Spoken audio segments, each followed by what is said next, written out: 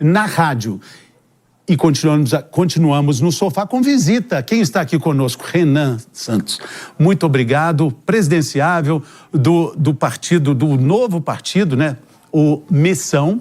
Candidato a presidente da República. Que alegria de receber aqui. Coragem de sentar no sofá no ponto mais perigoso, que é do lado da Jess.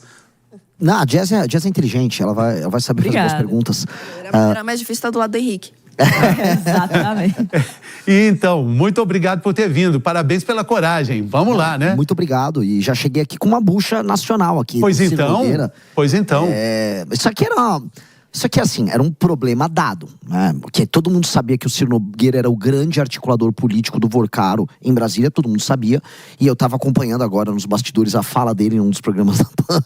O cara é muito cara de pau, é muita cara de pau. Eu queria, por exemplo, ele falou o seguinte: o Banco Master não se beneficiaria em nada com o aumento desse valor do Fundo Garantidor de Crédito. Essa, eu acho que é a frase mais absurda que tem. E um detalhe, agora, na decisão do ministro André Mendonça, está posto as mensagens que a Polícia Federal conseguiu recuperar e a fala de Daniel Vorcaro abre aspas, ficou exatamente como eu mandei, fecha aspas. Então, assim, é de um ilusionismo, um contorcionismo muito grande. Claro, as investigações estão em seu começo, mas o senador Ciro Nogueira precisa dar as devidas respostas à sociedade. E falar que isso não beneficiaria Daniel Vorcaro é olhar para os fatos e ignorar os fatos. Esta, inclusive, está no site da Jovem Pan, como uma matéria do nosso jornalista maravilhoso Bruno Pinheiro, e lá há a repercussão disso. Ciro, quando perguntado, tenta negar e se afastar. Agora, me responde uma coisa, Fernando. Quantas pessoas viajando têm o cartão ali de um amigo, de um dono de banco, como foi, aparentemente, neste caso, segundo essa apuração? Imagina o cartão de crédito do Banco Master oferecido pelo Daniel Vorcaro. Limites estratosféricos, né? Falando em viagens, a gente está perguntando aqui, vamos perguntar para o nosso convidado do sofá, essa viagem do presidente Lula aos Estados Unidos para se encontrar com Donald Trump, a pergunta que a gente está fazendo: você acha, Renan, que é uma parceria estratégica ou é um desastre diplomático? Na verdade, a relação do Lula com o Trump, ela varia entre desastre diplomático e parceria estratégica. Não necessariamente uma parceria boa pra gente. Você não vai ficar em cima do muro. Mas não é ficar, não.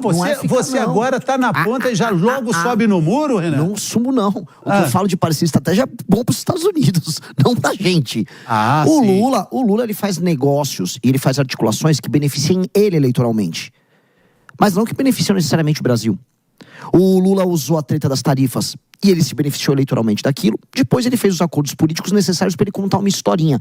Tudo que o Lula quer agora, no período eleitoral, é uma briga de mentira com o Trump para fingir que ele está representando a soberania do Brasil. Aí ele fica gritando para ele: soberania, soberania, soberania, enquanto as coisas importantes são deixadas de lado. A gente precisa lembrar uma coisa: as terras raras, que todo mundo diz que é objeto das discussões deles, elas estavam sendo já negociadas com os chineses antes. Agora, os Estados Unidos querem assumir o controle disso. E ninguém, absolutamente ninguém está falando em como criar uma cadeia de produção realmente que beneficie o Brasil, que utilize as terras raras como um instrumento que alavanque. Jess tem falado isso aqui, para falar que ninguém falou. Mas a Jess não é uma presidenciável. Por enquanto, calma. Olha só, para não falar que a gente vai pegar leve com você, você é vocalista, guitarrista da banda Limão Rosa. Mas tem uma musiquinha que não sai da cabeça do Henrique. É mentira, que eu vi aquele seu sambinha do Prendeu Matou, né? Que você cantou em alguns podcasts, acho que foi do seu próprio podcast, né? Que você cantou ele, inclusive tem uma montagem que você canta ele ininterruptamente por mais de 30 minutos. Tipo o Milei também, que é cantor, né? Também é cantor. Então tem esse flerte aí com o Milei também, essa musiquinha que fala de prendeu e matou também.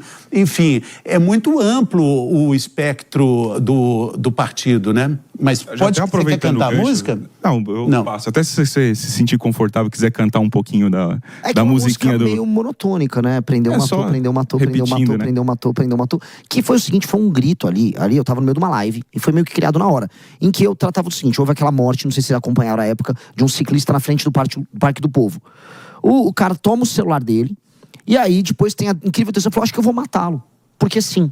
E dá o tiro, mata aquele sujeito, e as pessoas se perguntando o que fazer com aquele rapaz. Porque o direito penal brasileiro, por muito tempo, levava como perspectiva a ideia de que nós precisamos reabilitar. Nesse momento, nós voltamos para a nossa rede de rádio. Estamos com o Renan Santos aqui, do partido Missão. A Ana Hering me corrigiu tanto, não pode falar o Missão, mas o partido Missão. Pode ser o partido Missão ou a Missão. Sabe o tanto que a Ana fala, não pode falar o partido. Missão é o que o PT fez durante todos esses anos de governo. Eu pensei que o Missão era sobre a posição de vocês nas eleições passadas, né? Que vocês declararam neutralidade no segundo turno. Coragem do Henrique. Não existe neutralidade nada aí. Coragem do Henrique. Omissão é você adotar o caminho mais fácil. O caminho mais fácil é puxar saco de um, puxar saco de outro. O caminho nosso foi arrumar briga com os dois maiores blocos políticos do Brasil. Isso é o oposto de ficar no muro. Isso é pagar um preço muito caro pelos seus valores. O caminho fácil é fazer como, por exemplo, nossos concorrentes diretos aqui, no primeiro turno. Vou botar o Zema ou o Caiado, que ficaram puxando o saco do Bolsonaro. Puxar o saco, você ganha. Você tem um bloco de puxa saco, igual o Boulos puxa saco do Lula. Você não gosta de ninguém? Não é que eu não gosto de ninguém. Eu gosto de quem é corajoso e que faz trabalho sério. Mas não tem nenhum corajoso ali, os caras são candidatos. Para ser candidato tem que ter, no mínimo, um pouco de coragem, não? Tá, então, eu vou falar então que qualquer um, o Padre Kelman é corajoso. Então, eu vou ficar reconhecendo os méritos de todo mundo que é candidato. Candidatos têm que, antes de tudo, ter um partido e ser nomeado a ser candidato pelo partido. Então eu posso fazer uma lista inteira, botar do Emael ao Padre Kelman e falar que tudo não é corajoso, não é assim. A gente tem que falar assim, são pessoas, são figuras públicas que, diante de grandes dilemas, decidiram proteger o seu, vamos dizer, seu capital político e não fazer enfrentamento a figuras poderosas dentro do seu bloco. Eu volto a colocar, uma pessoa de direita batendo uma pessoa de esquerda, é fácil, você ganha seguidor. Todo mundo ganha seguidor. E uma pessoa de esquerda batendo uma pessoa de direita também. Agora, quando uma pessoa de esquerda critica de esquerda, você tem que olhar para ela e falar, opa, tô vendo aqui um mérito. Vou dar um exemplo, o Gabeira. O Gabeira é uma figura da esquerda que faz críticas a pessoas da esquerda. Eu respeito isso. Aqui na PAN, você já tiveram várias pessoas à direita que fazem críticas a pessoas da direita. E essas pessoas contam com o meu mais profundo respeito, porque essas pessoas perdem quando fazem isso.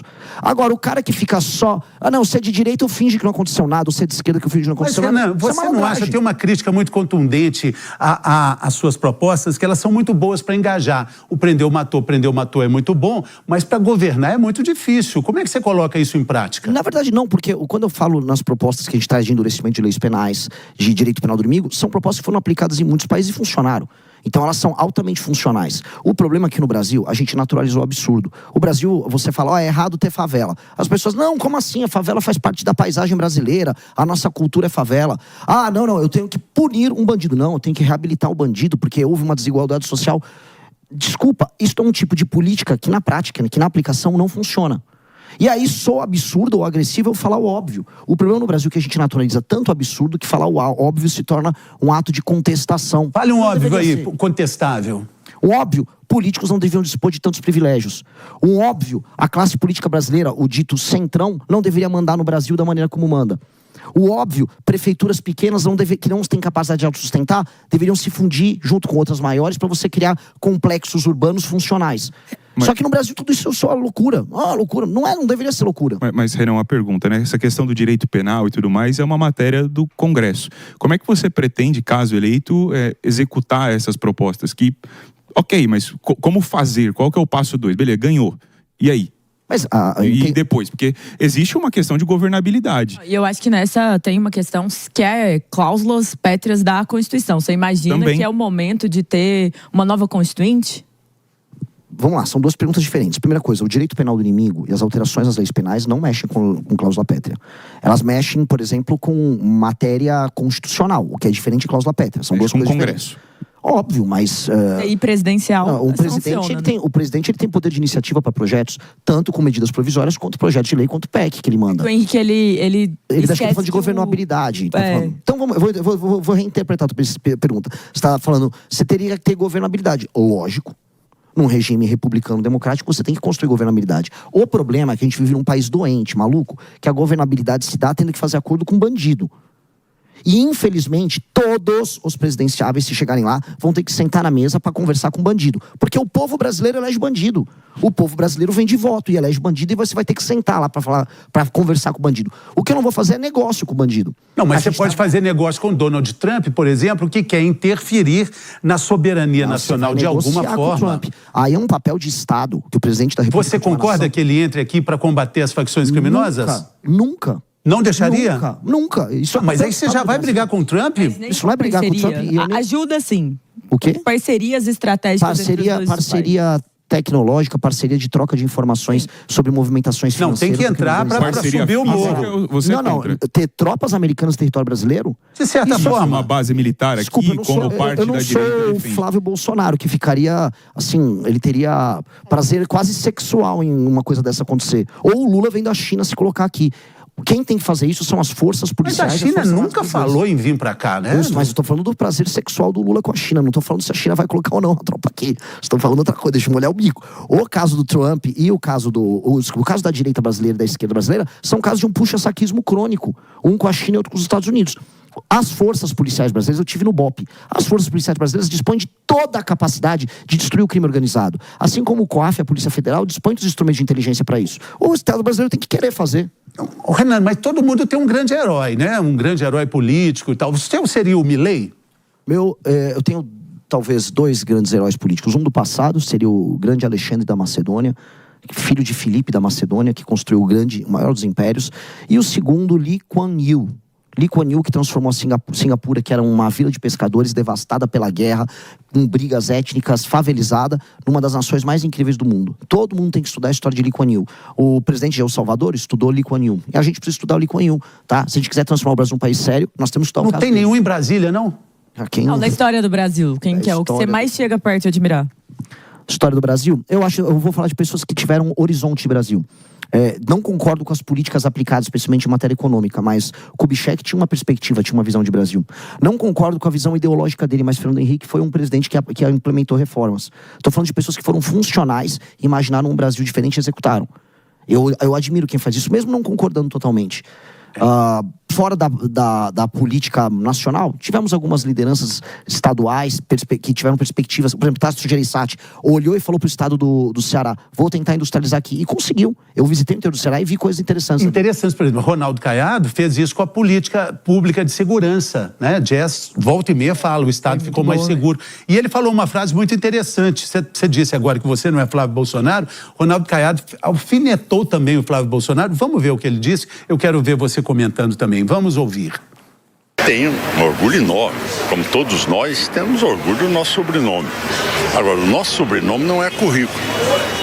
Você concorda comigo? Quer dizer, você para ser jornalista, você teve que suar para poder chegar nesse patamar. Não é porque seu pai era um bom jornalista. Então, essas coisas, nós nos orgulhamos do nosso nome de família.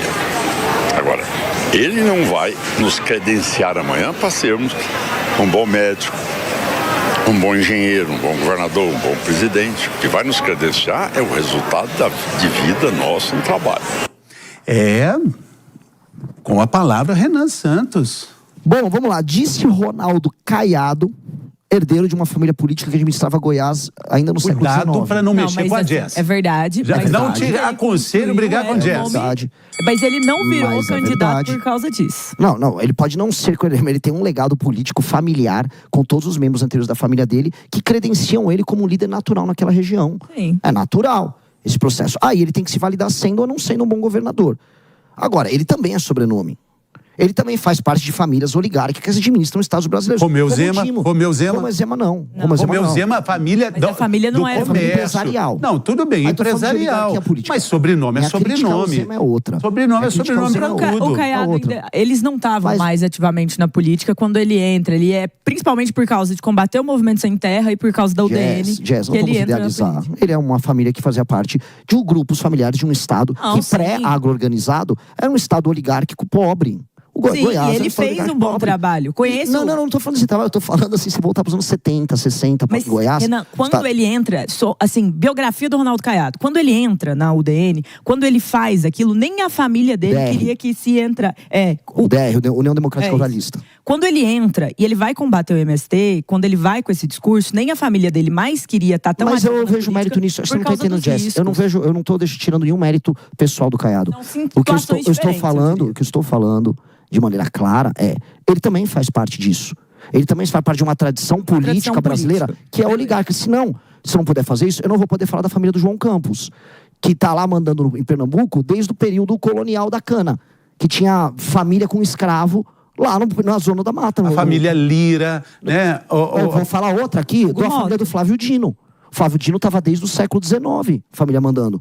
Ou a gente ataca esse ponto, que é um ponto claro, porque a gente pode falar, olha, o Caiado é um deles que tem bons nomes nisso. E entregou, foi um bom governador. Não nego aqui. O que eu tô falando, entretanto, é de um problema clássico do Brasil. O Brasil é administrado... Não falando de nome, mas de sobrenome, de nomes, existem vários Renans também com outros sobrenomes que são também de grandes famílias que há longo tempo estão aí na política, né? Meu nome é um nome amaldiçoado, cara. Ele é primo do Renan, vamos. Eu sou amaldiçoado, cara. É Calheiros pra cá, Jair Renan pra lá. O único questão do vôlei que tinha, mas ninguém lembra dele mais. Agora a questão é o seguinte, a gente está debatendo aí com muita dificuldade a escala 6x1, dificuldade que eu digo de um consenso. Você com ideias tão mirabolantes com relação até... Mirabolante? Questão criminal, poxa, prendeu, matou é uma ideia mirabolante. Ou não é só letra de música, né? Na China, nos Estados Unidos, no Japão, é basicamente lei e ordem. Quem não tem é no Brasil. Não, mas peraí, prendeu, matou é muito radical. Não é, não, é bem simples, Olha só, você é um bandido, você gosta do modelo chinês? Eu acho que a China impõe lei e ordem, e impor lei e ordem contra o crime, ou seja, penas muito duras e capacidade de... É um princípio comunista esse aí, hein? Não é, cara. É o princípio basilar da ideia de Estado. Uma das funções primordiais do Estado é impor ordem dentro do seu território. Não importa se é Estado liberal, se é um Estado democrático, de direito, se é um Estado comunista, se é um Estado despótico, absolutista, monárquico, teocrático, todos têm que impor lei e ordem. Quando um Estado fala assim, eu não vou impor lei e ordem, eu vou achar que o bandido ele tem um papel social, como é o caso do Brasil, aí as pessoas morrem, que é o que acontece. O prendeu, matou é muito simples. Você é um bandido, você está numa favela, você está com uma metralhadora. Você viu o policial se chocou com você, está na sua frente. O que você faz? Se você se entregou, prendeu. E se você não se entregou? Matou. Não, mas vamos levar isso para a Avenida São Luís, aqui na Praça da República? Então vamos lá, tem um cara com metralhadora. Não, eu com meu celular. Aí é bem simples, você tá andando na rua com seu celular, aí vai aparecer um bandido. E o bandido vai com uma outra regra, entregou, matou. Se você entrega, talvez você não morra. Se você não entregar, aí você morre. Mas a polícia prendeu o cara que roubou meu celular. Aí ele vai preso. E tem que ficar muito tempo. Aí nesse caso não tem a parte do matou. Prendeu ou matou. Prendeu ou matou. A gente só pôs as palavras juntas. Então mudou a letra, hein? Mudou a letra. Caber na música, mas tem que caber na música. Tem que caber na música. Porque assim, prendeu, matou, ele tem uma métrica. Se eu boto prendeu e matou, aí ficou ruim. Falar em música, por exemplo, tem uma música dos Titãs muito boa, Sonífera Ilha e tal. Falando sobre ilha, qual político de Brasília você levaria para uma ilha deserta para ficar 1 ano com ele? Quem que tá aqui? Difícil, né? Porque ele ia ficar jogando videogame, cara. Você nem conseguiu conversar com ele. Uma ilha deserta não tem videogame. Fala o nome, pra ficar lá, convivendo durante 1 ano. Pô, é muito difícil isso. Eu realmente nunca imaginei uma situação... Tudo bem, então escolha um pra ficar lá pra sempre. Um que você deixaria. Pra isolar lá... Eu isolaria um que com certeza vai vencer a eleição para deputado federal, que é o Zé Dirceu. Ele é o homem mais inteligente do PT, ele é um estrategista. Eu venho estudando os planos que ele vem tendo para a reeleição do Lula e o que o Lula deveria fazer após a eleição. Muitas pessoas acham que você pegou... exatamente isso, porque existem coisas, até num podcast recente foi colocado que as ideias do Dirceu pareceriam muito as suas, mas no caso seriam mais as suas parecidas com a do Dirceu, dado que ele é mais velho. Em algum momento você se inspirou em algo que o Dirceu fez? Você falou agora de lideranças brasileiras, você colocaria o Dirceu como uma liderança que você utilizou como base para suas propostas? Não porque o Zé Dirceu, quanto proposta, tá? Não porque o Zé Dirceu não falava, por exemplo, na lei de responsabilidade gerencial que eu estou propondo. O Zé Dirceu em nenhum momento falou em reabilitar São Paulo dentro do Pacto Federativo. Inclusive o partido dele, que esteve no poder há mais de 20 anos, não fez isso nenhuma vez, sequer propôs. Ele tem um livro de 99 que ele fala sobre reforma política. Só que as coisas que eu falo para uma reforma política não são as coisas que ele falou em 99. Eu tive esse cuidado de ver depois, porque ele falou, não, eu já tô falando há mais tempo. Idade não quer dizer que você virou dono de ideias se você não as proferiu anteriormente. Então, ele está falando as coisas que eu tô falando, assim como outras pessoas estão falando também, porque o que a gente está trazendo, de maneira muito humilde, são soluções práticas para o Brasil. Soluções práticas para, por exemplo, pequenos municípios que, assim, sugam dinheiro do fundo de participação dos municípios, mas que não conseguem entregar resultados em termos de indicadores que melhorem a vida das pessoas. O Dirceu agora quer abordar. Fico feliz. Quando vai do Dirceu a, sei lá, o Flávio Bolsonaro concordando com as ideias que eu tô falando, quer dizer que eu tô falando alguma coisa interessante. Muito bom. Uma dúvida. Aproveitando que a gente entrou aqui na questão de música, você recentemente se enfiou aí numa treta com Wesley Safadão a respeito de cachês altos em shows públicos. Por que você achou que era uma briga necessária comprar nesse momento? Mais do que entrar numa briga, eu fui condenado pela Justiça do Ceará, que gosta de me condenar. Eu não posso falar do governador do Ceará, não posso falar do Wesley Safadão. Fui condenado por dizer que o Wesley Safadão, ele é muito próximo de figuras políticas envolvidas em escândalo de corrupção no estado do Ceará, e ele é viciado. O Wesley Safadão, ele é muito safado no sentido de que ele tem uma tara também quase sexual em fazer show em cidade minúscula recebendo cachê de mais de R$1 milhão. O cara gosta disso. E eu acho que um município pequeno, que não consegue se sustentar do ponto de vista econômico, não tem o direito de fazer um show gigantesco, com um faturamento enorme, com Wesley Safadão. Eu acho que ele tem outras prioridades do tipo esgoto, do tipo alfabetização. Faria um feat com o Safadão? Eu acabei de gravar um vídeo pra fazer um desafio com ele. Pra mim, o Safadão fazer um show no município tem que ser um prêmio que o município recebe caso ele melhore seus índices de esgoto, de educação, de segurança, aumento da atividade econômica. E aí o município, pode fazer seu show com o Safadão. Só que ele tem que entender isso. Então, se ele se comportar como um prêmio, tá tudo maravilhoso. Agora, se ele for pra uma cidade como Cochichola, no interior da Paraíba, com 1.800 habitantes, com praticamente nenhum indicador básico funcional, com todo respeito, isso ele tá contribuindo pro problema e não pra solução do Brasil. E a gente tem a repercussão também de uma pesquisa feita em 10 estados com relação a presidente, né? O resultado, Renan, é que o presidente Lula lidera em 5 estados e Flávio Bolsonaro está na frente em 4. O petista vem mostrando crescimento em Minas Gerais, mas perde espaço em São Paulo e, além disso, também o Flávio tem reforçado nos últimos dias a defesa da redução da maioridade penal. Graduações de 14, 16 anos. Esse parece ser o grande discurso da campanha, né? A redução da maioridade penal. Até os eleitores do presidente Lula, a gente mostrou aqui no programa, defendem isso também, né? Seria algo que você gostaria de contemplar também no seu provável governo? Eu obviamente defendo. Eu defendo que para crimes hediondos não exista maioridade penal como acontece em outros países. Se uma criança de 12 anos foi capaz de violentar sexualmente uma mulher, não importa a idade da mulher, se ela foi capaz de ocultar um cadáver, ela tem que ser capaz de ser presa por muito tempo. Não existe reabilitação para um psicopata dessa natureza. Dito isso, o senhor Flávio Bolsonaro e outros que todos agora querem penas muito duras e tal, ele teve 8 anos de mandato como senador, tendo o pai dele como presidente da República e nunca propuseram isso. Na verdade, o pai dele, o Jair Bolsonaro, não andou com nada em matéria penal no Brasil. Muito pelo contrário. Quando o Moro colocou o pacote anticrime, foi o senhor Bolsonaro que trabalhou para desarticular. Ou seja, ele teve uma agenda pró-bandido no governo dele. E não adianta o Flávio falar que não. Não adianta o Flávio falar que não. Dos maiores defensores da agenda da impunidade do Brasil, o Gilmar Mendes no STF, o Flávio Bolsonaro é parceiro. Curiosamente, foi o Gilmar Mendes que salvou o Flávio Bolsonaro no escândalo da rachadinha. Não adianta o Flávio fingir que não.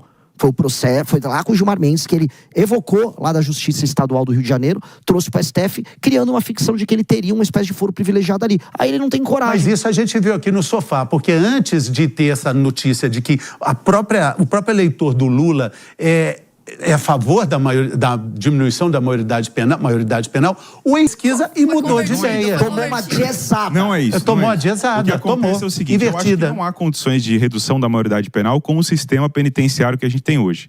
Porque você colocar um menor de idade, um menor infrator dentro do presídio, que é uma escola do crime, hoje você vai estar fazendo ali uma formação infinita de pessoas para organizações criminosas, que é o que acontece dentro do presídio hoje. Até aproveitar que a gente está com um candidato aqui, você...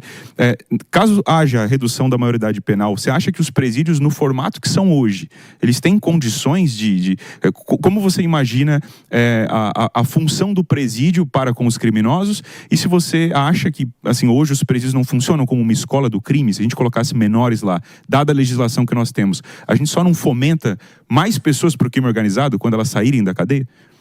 Pois bem, eu tive a oportunidade de ir em Pernambuco, num presídio que tinha sido desativado há coisa de 2 meses. O presídio era administrado pelo Comando Vermelho. A maior parte dos presídios no Brasil são administrados pelas facções. É comum. Organizado. Destruição institucional deles. Então, eu recupero as favelas que estão na mão do crime, assim como eu recupero os presídios que estão na mão do crime. E eu preciso construir mais vagas prisionais. Estou falando que a gente precisa construir mais de 100 mil vagas em presídios no Brasil. É uma das primeiras coisas que um presidente novo tem que fazer. E tem que ter o espaço para esses menores. Dito isso, esse menor que cometeu um crime hediondo e foi preso, ele vai se tornar um maior dentro da cadeia um dia. E vai ter que lidar com os maiores ali, sem crime organizado. O que a gente não pode, entretanto, é usar a desculpa do presídio, que hoje está uma lástima, como um elemento, vamos dizer, que faça você desistir de aplicar políticas públicas que aumente o encarceramento. O Brasil encarcera pouco. pelo volume de crimes cometidos. O Brasil mata a gente mais e os assaltos seguidos de morte no Brasil acontecem aos montes. Logo, o Brasil é um país de impunidade. A gente tem uma das menores taxas do mundo de resolução de homicídio. Então a gente tem que prender mais. Prendendo mais, sabe qual é o efeito que você gera? Menos cometimento de crime. Cometendo menos crime, aí sim você vai poder pensar lá na frente e falar, o Brasil agora está prendendo menos. Prendendo menos porque estão cometendo menos crime. Essa é a lógica. Renan, nas últimas pesquisas você tem ficado aí em terceiro lugar e mesmo assim eu vejo você criticando alguns institutos de pesquisa. Você acha que está acontecendo algum tipo de injustiça? Você acha que é o método da pesquisa? O que você acha que está acontecendo? Putz, assim, tem um especial, o Quest, eu não consigo levar a sério. Depois que eu chequei, assim, o Quest fica só me dando 1%. E ninguém, eu fui no Vilela, Inteligência Limitada, maior podcast do Brasil. Eu bati em audiência até o Flávio Bolsonaro. Meus eventos são maiores do que os dos outros pré-candidatos. Não tô falando que eu tô com 30% agora, que eu não tô. Que eu tô com 15% agora, eu não tô. Agora eu não tô com 1%. Aí a Quest fica dando, aí eu pego lá as empresas que a Quest faz com consultoria. Localiza, que basicamente é do maior parceiro do Zema, CEMIG, estatal de Minas, e ele fica prestando consultoria para empresas do mercado financeiro, falando, olha, a candidatura do Zema é a candidatura da terceira via. Falei, tá bom. Um Bismarck, Otto von Bismarck, grande líder alemão, já dizia, se vocês descobrissem como são feitas as salsichas e as leis, vocês ficariam enojados, né? Pois bem, as pesquisas também. Se vocês entenderem a lógica, a dinâmica de gerar ou não gerar um efeito manada com o candidato, aí você começa a entender que essas coisas, infelizmente, interferem na tomada de decisão dos eleitores, sim. E a gente tem que tomar cuidado.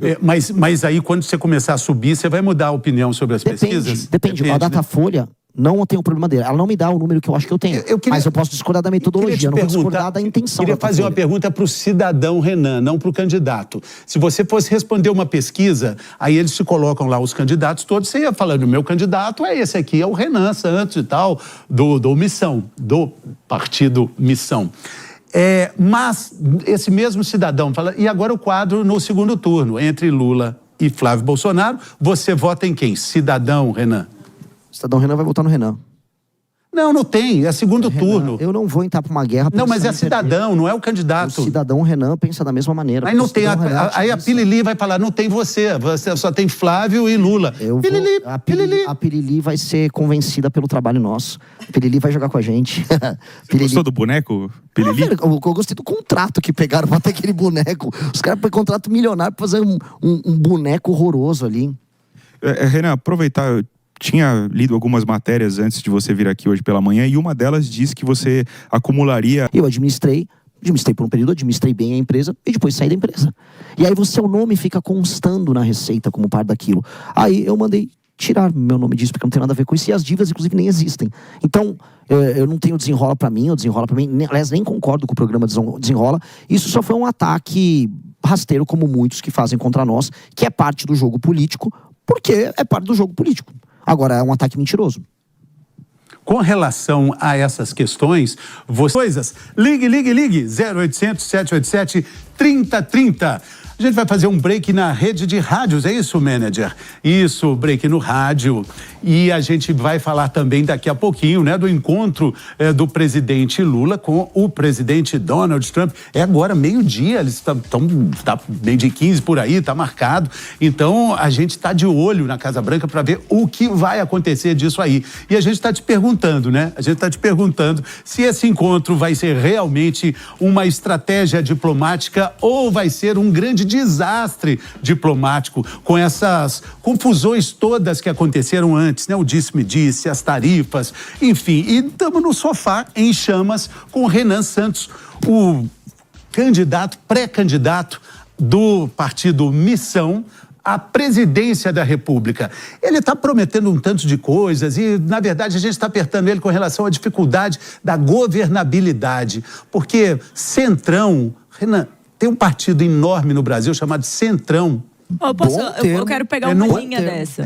Centrão. Porque o Centrão é um partido. É isso que eu sempre digo aqui. E aí você vai se aliar. Não é formalizado, né? Você vai se aliar a esse partido? Botando magnésio na Casa Civil, que aí ele faz a articulação ficar boa. Fala, Jess. Né? Mas vamos lá. O MBL, antes do Missão, esteve principalmente alinhado num partido que foi União Brasil, que tem como presidente nacional hoje Rueda e que está federando aí com o PP, que é o partido de Ciro Nogueira hoje aí, que sofreu essa esse início de investigação envolvendo o Banco Master. Vocês viveram a realidade, viram internamente o que é um desses grandes partidos. E a partir disso, imagino que decidiram criar o próprio partido, o Missão, que foi formalizado no ano de 2026 já, né? Já é um partido que... 25, finaleira. Ali no finalzinho, mas está valendo para esta eleição. É a primeira vez que vão concorrer pelo Partido Missão. Qual é a experiência interna de vivenciar um desses partidos do Centrão que você teve ou que você acompanhou? E qual que você acha que é a maior crítica que se pode fazer à estrutura patética partidária que se tem no Brasil? Muitos partidos são cabide de emprego, muitos partidos são instrumentalizados, têm seus donos. E como que funciona e como que você vê essa diferença dentro do Missão? Pois bem, vamos lá. A gente teve inúmeros partidos. Nós elegemos lideranças em muitos partidos. A gente fala mais do União Brasil porque o Kim concorreu pela União Brasil, o Guto já tinha concorrido, a Amanda também. Mas a gente tem uma experiência multipartidária com todos esses partidos do Centrão, aí, o centro-direita. E todos são basicamente a mesma coisa. Todos eles são partidos fisiológicos que não têm proposta de Brasil e apoiam a proposta A, B ou C, dependendo do lugar e dependendo da circunstância. Se você olhar, nunca ninguém teve essa experiência. Pega o programa de todos esses partidos, é tudo igual. E assim, defendemos a democracia, defendemos direitos, justiça social. É nada, é uma carta de Papai Noel, porque o objetivo deles, num país doente, politicamente como o nosso, é amealhar espaços políticos. Por exemplo, você ganha uma prefeitura, administra recebendo uma emenda, elege um deputado que é governo, não importa se o presidente é de esquerda ou de direita, e aí você vai, tal qual um parasita, tocando o país nisso. Pois bem, estes caras são o maior problema do Brasil.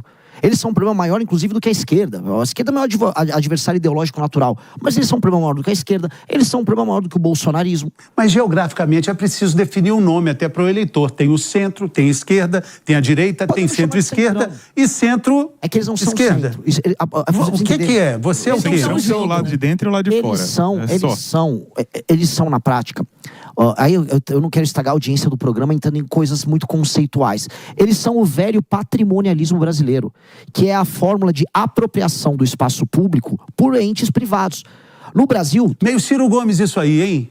Meio Ciro Gomes, por mais que a família do Ciro Gomes no passado tenha também feito isso, tá? Mas o Ciro Gomes, quando eu comparo ele com o resto dos caras, o Ciro Gomes é um homem ilustradíssimo. É o cara que você levaria pra ilha, então. Eu levaria, pra falar, então, dois que eu conversaria muito, eu conversaria com ele e o Tasso Gereissati, numa ilha sobre industrialização do Ceará. Porque o que eles fizeram, eu vi. Nesse momento, a gente está de volta na rede de rádio. Estamos aqui com o presidenciável Renan Santos, sendo apertado, mas saindo. Você não é mineiro, né? Você não é mineiro. Não, mas você tá de mineiro aqui hoje. Uma ova.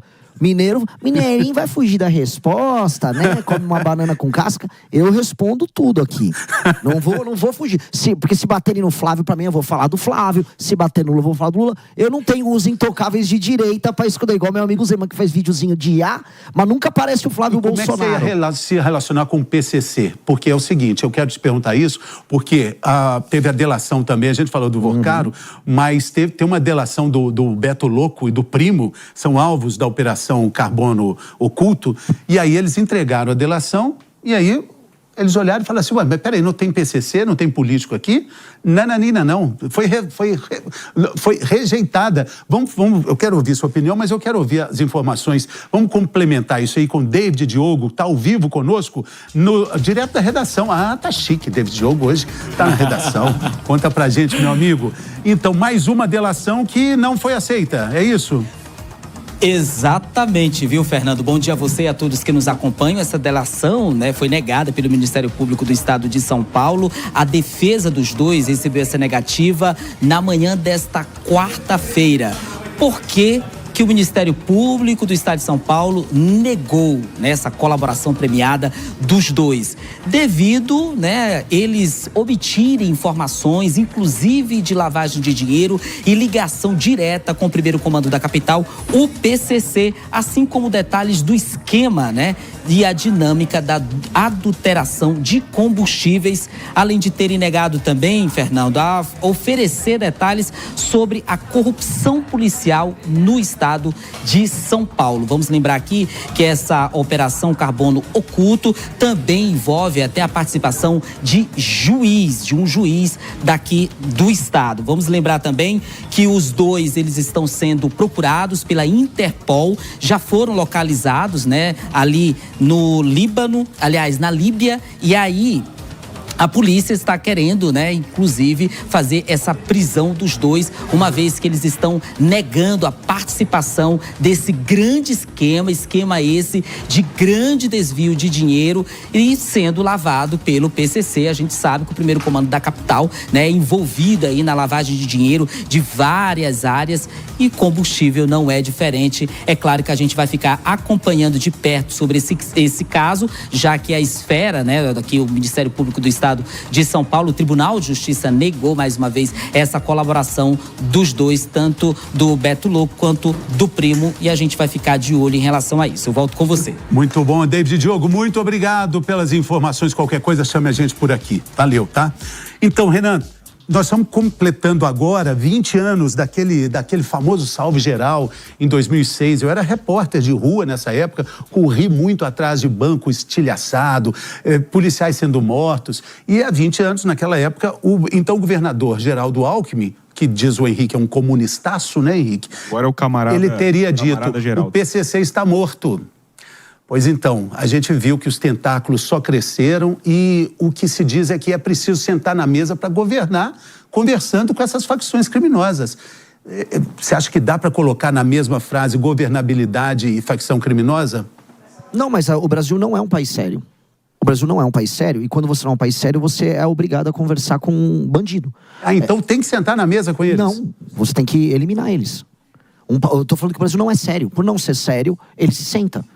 O Geraldo Alckmin, ele em 2006 e o governo de São Paulo em 2011, 12, poderia ter eliminado o PCC. Ele optou por não eliminar.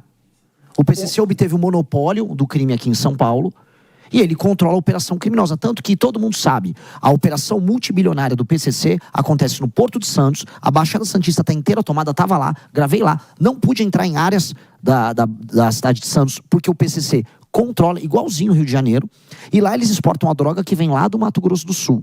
Os bilhões que eles faturam com a exportação da droga os bilhões que são reinvestidos em lavagem de dinheiro envolvendo combustível, como a matéria da PAN agora mostrou, no mercado financeiro com a REAG. Inclusive, você vai ver que no mercado financeiro rolou dinheiro deles do crime misturado com o dinheiro dessas operações do banco.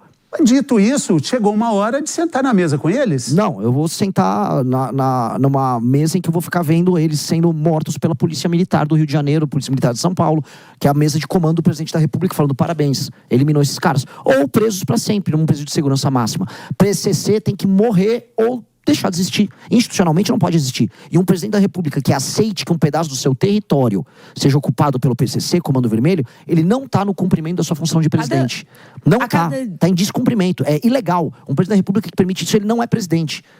A cada dia que passa, nós estamos tendo mais notícias de nomes políticos envolvidos com crime organizado. Estou dando esse exemplo aqui porque é um notório recente do suposto envolvimento do ex-presidente da LERJ, na época presidente, Rodrigo Bacelar, com o Comando Vermelho e outros nomes ali no entorno. Políticos que estão envolvidos com o crime. Beto Louco também, que protagoniza essa possível delação aí, também tem esse recorte. Renan, como que você vê e avalia internamente na política essas forças do crime organizado lidando com as autoridades? E você me diria, assim, quem são essas autoridades que você vê claramente que estão mais envolvidas com o crime organizado? Porque muita gente ainda tenta falar que isso é fantasia, que não é assim, mas nós sabemos que países como México, Colômbia, esse foi o caminho que o crime se fortificou e virou incombatível, praticamente. Jess, existem duas maneiras que o crime ocupa um país. Uma é a ocupação horizontal. Quando a gente olha no mapa, você vê um horizonte, certo? Horizontal. Aí você vê as áreas, igual tem o mapa do Rio de Janeiro, isso aqui é CV, isso é ADA.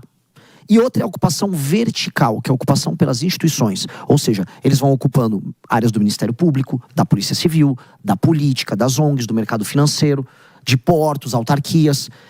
O PCC, em geral, faz ocupação vertical. Não que ele também não faça horizontal, como a gente viu em Santos. E o Comando Vermelho faz a horizontal. Ele vai tomando áreas de favelas ao redor do Brasil. Para cada uma tem que ter um modelo de destruição. Pois bem, no Brasil, para você virar um narco-estado, você tem que fazer a ocupação vertical, ou seja, ocupar assembleias legislativas, ocupar posições em Brasília, de modo a você começar a tomar decisões junto com o poder estabelecido, que é o que aconteceu na Colômbia, que é o que acontece no México. Nós temos que coibir isso, porque nós estamos vamos botar aí 10 anos de separação entre ser um narco-estado e ser um estado disfuncional, que é o que a gente é hoje.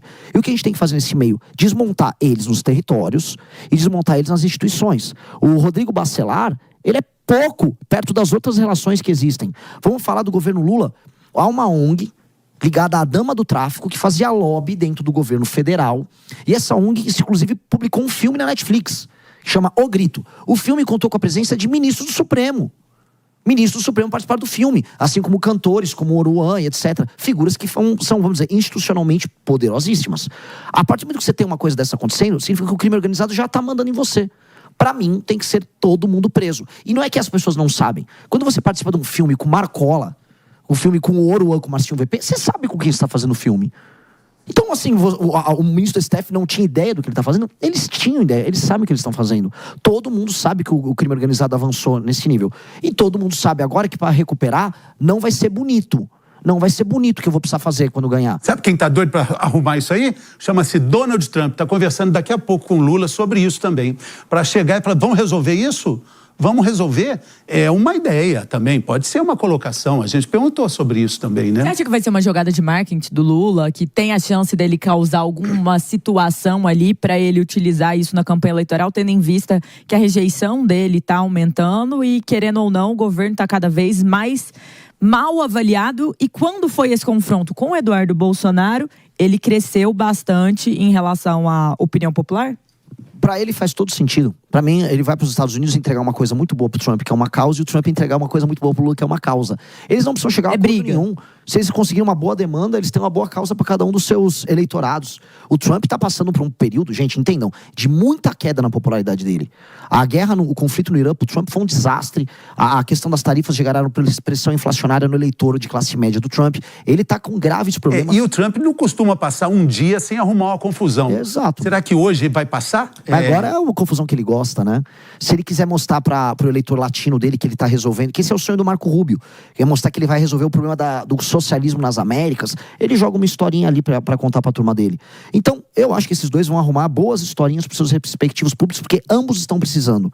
E nesse momento eu vou falar uma coisa para você, Jéssica, é mais louca. O Trump precisa mais que o Lula. O momento político do Trump é muito ruim. Quem diria, hein, Henrique? O Lula vai lá ajudar o Trump, hein? Eu acho que não vai ajudar, não. Eu não sei se o Trump tem muito como sair da situação que tá, porque a lambança lá nos Estados Unidos é muito grande do que ele vem fazendo. É bem ruim mesmo, a posição dele tá bem ruim. Renan, aproveitar que você foi a Pernambuco há uns meses atrás e visitou a casa em que o presidente Lula nasceu, né? Você jogou sal grosso na casa dele, colocou ele como um inimigo do Brasil. Você enxerga, de fato, o Lula ou os seus adversários políticos como inimigos? Você acha que isso é um bom termo para se utilizar? Eu posso falar que eles são, vamos dizer, adversários enfáticos, mas acho que inimigo cabe, é um sinônimo de outros termos similares. O Lula é um adversário e um inimigo de um Brasil que dá certo. Minha geração, cara, eu não sei quando você tem. Tô com 26. 26. Você também tá sofrendo isso, você vai sofrer. Espero que não sofra tanto mais. Minha geração, quando eu fiz 18 anos, o Lula virou presidente. Eu fiz 18 anos em 2002. Minha geração foi marcada pelos voos de galinha, pelo aumento da criminalidade, pela naturalização de que o país está dividido em dois. O Lula acabou com o meu futuro. Eu tenho 42 anos, sou um cara, do ponto de vista de trabalho, sou um cara de sucesso. Fundei partido político, tenho a segunda maior revista do Brasil, trabalho com ONG, dedico todo o meu trabalho para o MBL. Dito isso, pessoas do meu universo não conseguem comprar uma casa hoje. Minha geração fracassou. A geração que tem 30, 40, 45 anos deu errado. Tá tendo que fazer Uber tendo diploma. E foi o Lula que não fez as reformas para tornar o Brasil um país sério, enquanto ficou comprando o voto dos mais pobres do Nordeste. Esse cara é meu inimigo, sim. Esse cara destruiu a minha geração. Eu tenho que vingar a minha geração contra o Lula. É isso que a gente tem que fazer. Então, quando eu joguei sal, eu fiz o que os romanos fizeram. Quando os romanos destruíram Cartago, havia uma campanha em Roma que se chamava Cartago delenda est, destruam Cartago. E aí os romanos destruíram Cartago e tacaram o sal em cima e falaram, não vai mais nascer mais nada aqui. Joguei e jogarei novamente. Não pode nascer outro líder populista que divide o próprio país, fica servindo com uma espécie de cafetão da miséria e achando que vai ficar tudo bem. Não vai, cara. Ele acabou com a minha geração, eu vou acabar com a carreira dele. E se você fosse na casa do Milei, lá na Argentina, aí você não ia jogar sal? Você ia jogar sal num churrasco argentino com o Milei. É isso que eu vou fazer, que eu sei fazer tão bem quanto os argentinos. Jogar um salzinho ali, ó. Muito bem. Olha só, eu quero também saber a sua opinião. Você trabalhou com seu pai, né? Você está falando de sobrenome, mas você trabalhou com seu pai numa empresa, né? Não, eu fui sócio de outras pessoas na minha própria empresa. Mas, obviamente, que eu já ajudei meu pai quando precisava. Muito bem. Mas eu queria saber sobre a escala 6x1. Você trabalhava de segunda a sábado, de segunda a sexta? Num caso de uma empresa, como é que seus funcionários vão trabalhar? Sua opinião sobre a escala 6x1, que é muito importante, que é o grande debate brasileiro. Só terça e quarta, igual algumas pessoas em Brasília? Algumas pessoas em Brasília. Eu vou trazer uma notícia muito ruim sobre políticos em Brasília. Eu poderia fazer um meme aqui falando que os políticos não trabalham nada, que eles são vagabundos. O maior problema dos políticos é que eles trabalham muito. Os políticos têm uma escala 7 por 0. Peraí. Não, você não disse isso.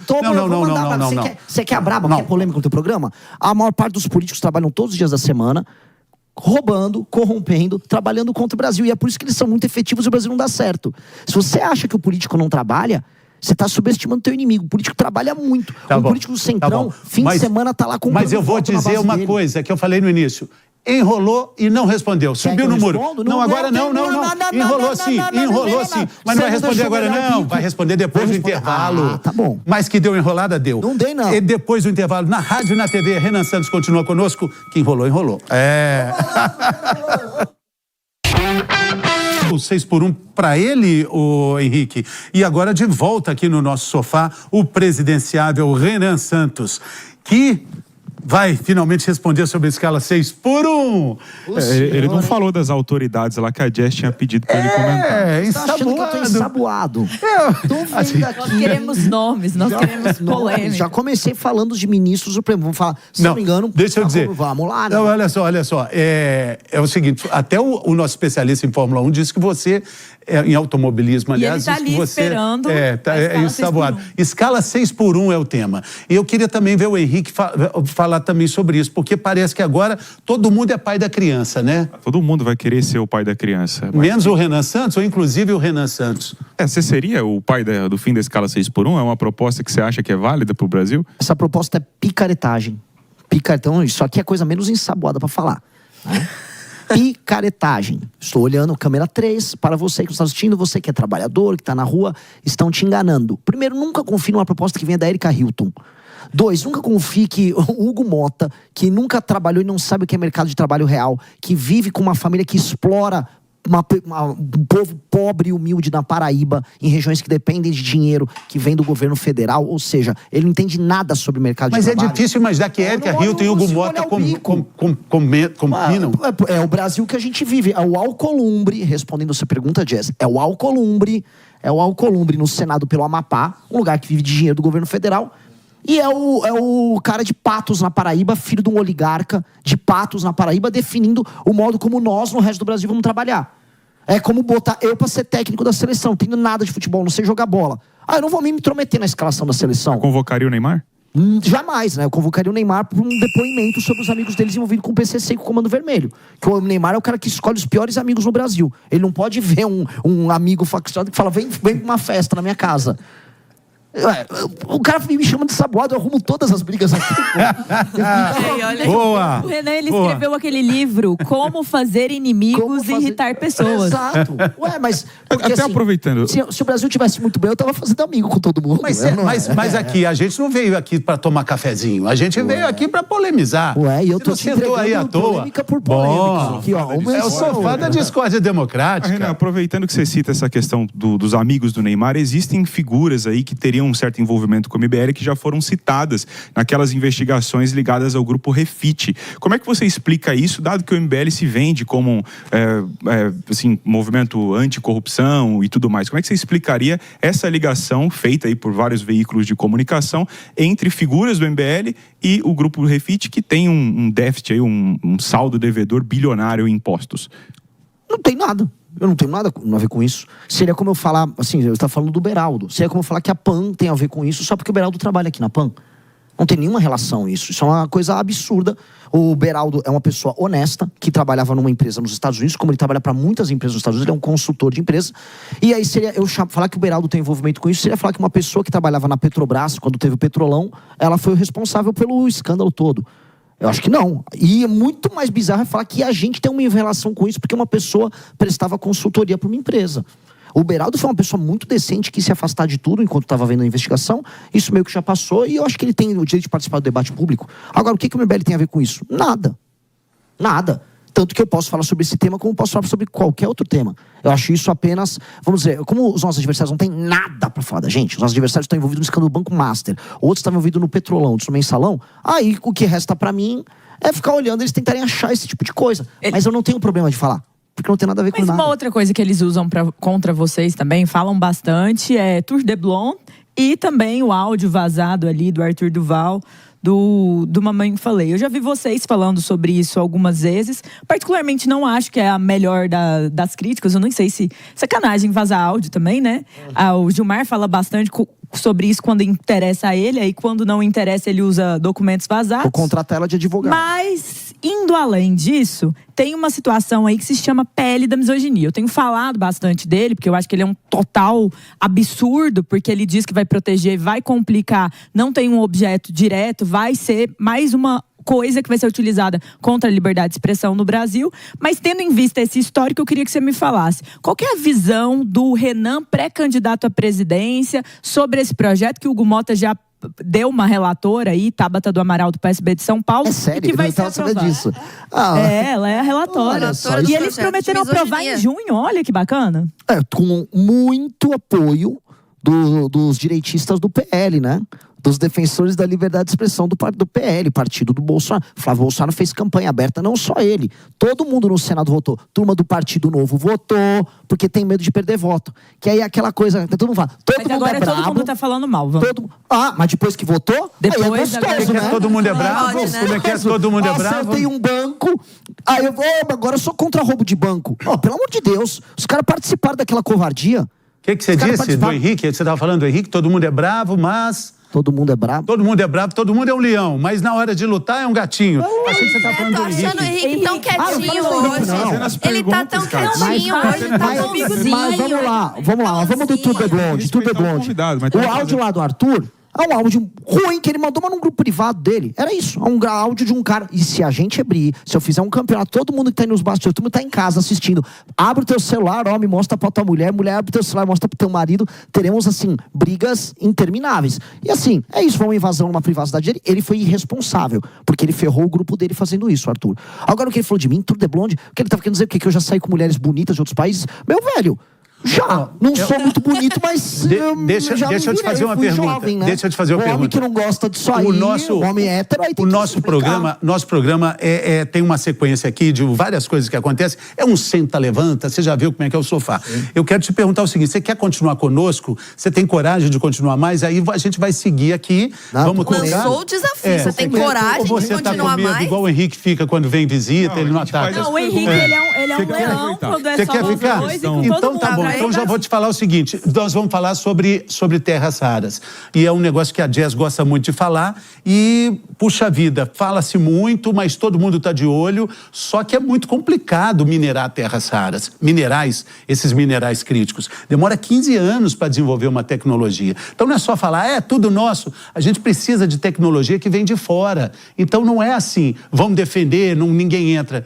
Precisa vir empresas competentes para fazer isso. E o lucro demora a acontecer. Como é que você vê essa situação e o que você acha disso? Sem discordar da Jazz ou principalmente discordando dela? É pra responder agora ou é o próximo? Não, é agora. É que ele confundiu a música. É agora. Tem uma música aqui. É agora. Vai. Óbvio que nós teremos que utilizar não só para extração dos minerais, do disprósio, vou dar um exemplo, disprósio, terrível disprósio das terras, não só para extração você precisa de parceria internacional. Nós não podemos ficar só em montar um composto com os minerais das terras raras e mandar para fora, para os Estados Unidos fazer a sua cadeia de indústria bélica, de semicondutor. Todo o valor agregado na cadeia não está na extração. Tá nos produtos que você faz com isso. E esses produtos, eles vão definir o mundo que vem aí. Por isso que as terras raras são um tema central no mundo. A China consegue verticalizar tudo. Por quê? Porque ela tem terra rara, tem as maiores reservas do mundo, e ela consegue fazer todo o processo industrial. O Brasil vai ficar o quê? Vai ficar mandando mineral para os Estados Unidos? Que é isso que o Trump quer. E o tema é tão sensível que... Mas não adianta, a gente não sabe o que fazer. A gente tem que mandar, porque a gente não tem a empresa para trabalhar. Poder. Os Estados Unidos, sem isso, ele não vai conseguir ter uma indústria bélica capaz de competir com a China nos próximos 20, 30 anos. Ele não vai conseguir entrar na parte de semicondutor com a força que ele precisa. Ele não vai ter material para fazer bateria, para carro elétrico, para drone, para tudo isso. Então ele vai precisar sentar com a gente. O Brasil está numa situação de poder aqui. Aí ele tem que sentar, fazer uma reforma de competitividade para valer a pena montar empresa no Brasil e falar, vamos explorar junto, mas vamos fazer transferência de tecnologia para empresas brasileiras. E eu não quero só mandar fazer o ímã aqui e mandar para lá. Não, eu quero fazer a bateria do motor elétrico. Eu quero fazer os componentes militares aqui. Mas sabe quanto tempo demora? De 15 a 20 anos. Mas presidente que quer tornar o Brasil sério tem que pensar em 20, 30 anos. 15 a 20 anos para fazer isso. Mas é isso, Mas você imagina o quê? Que a gente vai ficar multibilionário como nação, multitrilionário de uma hora para outra com terras raras? Não. O que a gente pode fazer é ter outro voo de galinha só vendendo as terras raras, pegando o royalty. Que é o que, vamos colocar aqui, que é o que o Flávio propôs fazer quando ele foi no CPEC, um evento pró-Trump nos Estados Unidos, e o que o Lula tá tarado para fazer com a China. O Lula disse que quem vendeu foi o Caiado, vendeu para uma empresa americana que é sócia do governo americano. Quem vendeu foi uma empresa de Goiás, não foi o Caiado, não. Que autorizou, que canetou ali, Jess. Canetou. Agora, não, gente, canetou o que? Essa empresa não é dele? A empresa é uma empresa privada. O evento lá, toda bonitinha. A questão toda é que esse é um tema de, vamos dizer, de interesse e segurança nacional. Você dispor sobre esses minerais e fazer um uso inteligente deles significa se colocar numa briga com o mundo na mais alta tecnologia, e eu tô falando de tecnologia bélica. Então isso é um tema de interesse nacional. Agora, que o presidente da República tem que tratar. Eu vou falar o seguinte, de um outro... Se essa parceria de Lula e Trump, nesse encontro que acontece daqui a pouquinho, a gente está acompanhando, vai acompanhar, é uma parceria estratégica ou é um desastre democrático, diplomático, aliás? A gente quer a sua opinião em casa, no carro, no trabalho. Tem um WhatsApp prontinho aí te esperando, 11913258-055. E seguimos, né, com o nosso sofá da discórdia democrática, agora recebendo também um outro integrante, revezando. Olha, o pessoal está revezando aqui, é uma loucura. Chegou o príncipe infante das Gerais para discutir com você. Não falamos de CPI de Banco Master. O Renan fala que vai governar ali de uma forma muito enfática, mas eu quero ver um governo Renan Santos encontrar formas para dobrar o Congresso e fazer uma CPMI do Banco Master, hein, Matheus? Eu acredito que o Renan não conseguiria, não. Porque para fazer uma CPMI do Banco Master teria que mudar Brasília inteira, né? A gente vê lá que, infelizmente, Brasília virou direita, esquerda e centro. Parece que não querem e a gente ainda vai além. A gente vai para outras esferas de poder. Vou até pôr mais pimenta na pergunta. Você vê que está falando muito que o PL da dosimetria veio de um acordo para enterrar a CPI do Banco Master. Você acha que isso é real? E você vê alguma chance dessa CPI ainda nesse ano rolar? Vamos lá, as duas perguntas. Vou começar pela sua bem rápida. Sim, rolou o acordo. Inclusive, os senadores que votaram a reunião do Congresso, que passou a dosimetria, quando eles assinaram para ver a reunião do Congresso, eles sabiam que não haveria ali na pauta a CPMI do Banco Master, que teria que ser colocado em pauta. O Alcolumbre não colocou. Todo mundo tinha ciência disso e ninguém reclamou. Quem entrou na justiça para derrubar isso foi o deputado Kim Kataguiri e um deputado que é o Carlos Jordi, que eu vou dar mérito para ele também, um nosso e um do PL. E entrou, tá na mão agora do André Mendonça. Cadê os demais gritando, berrando? Foi feito um acordão. 503 deputados, né? 503 deputados, mais os 81 senadores. Desse total, 2 se mostraram indignados. 2 unidades de parlamentar. É muito pouco. E nós cumprimos o nosso papel. Todo mundo sabe que tem um acordão desenhado para salvar todo mundo no caso do Banco Master, porque envolve todo mundo, como você citou. Supremo envolve direita, envolve esquerda, envolve centrão, envolve de cima para baixo, só que tem que envolver a população. Na minha época, quando eu ia para a rua e a gente levava toda aquela população para defender a Lava Jato, eles se dobravam à opinião pública. Hoje as pessoas não vão, e tem um motivo. O motivo é as pessoas deixarem de ir na rua porque elas, em vez de ir na rua defender que tem que ter lei e ordem no Brasil, que bandido tem que ir pra cadeia, que escândalo de corrupção tem que ser investigado, as pessoas saem na rua pra idolatrar político. Renan, mas aí então falar em ir na rua, por falar em gente na rua, né? Sua opinião sobre o perdão aos envolvidos nos episódios de 8 de janeiro. Me diga, Dosimetria. Peraí. O cara reclama que eu não respondo, e quando eu respondo, ele... É o sensacionalista. Espera. Para. Tem que chamar... Eu acho que você demorou tanto para responder que eu vou ter que chamar o break. Acho que ele tá fugindo da resposta. Demorou para responder. Ele vai falar sobre o 8 de janeiro, Renan Santos, sobre dosimetria, sobre perdão aos envolvidos. É daqui a pouquinho, um rápido break na rádio. Então, I love you pra cá, I love you pra lá, mas aqui não tem I love you, não. Aqui a gente perguntou pro Renan, 8 de janeiro, tá todo mundo perdoado? Não. Tô respondendo rápido pra ele não falar que eu fugi. Não, dosimetria. Agora, falar que o sujeito vai invadir prédio público, espaços essenciais da existência própria da República, e derrubar e quebrar coisa e não acontecer nada, então amanhã o Lula perde a eleição e aí o MST invade lá e a gente vai bater palma. Como já invadiu, né? Exatamente. E a esquerda da época defendeu, não, é democracia. Eu acho que tem que punir todo mundo. Dá o tchau pra rádio agora, dá o tchau, pode dar o tchau. Já me expulsou. Tchau, rádio. Tchau, rádio. Muito magnésio. Não saiu não, agora corre pra TV pra ouvir a próxima resposta. Continuamos na TV. São os protocolos. Deixa eu te falar, liturgia do cargo. Você quer ser presidente? Então você vai ter que ter atenção, isso vai subir a rampa, tem que ter alguém ali, aqui, ali, tudo.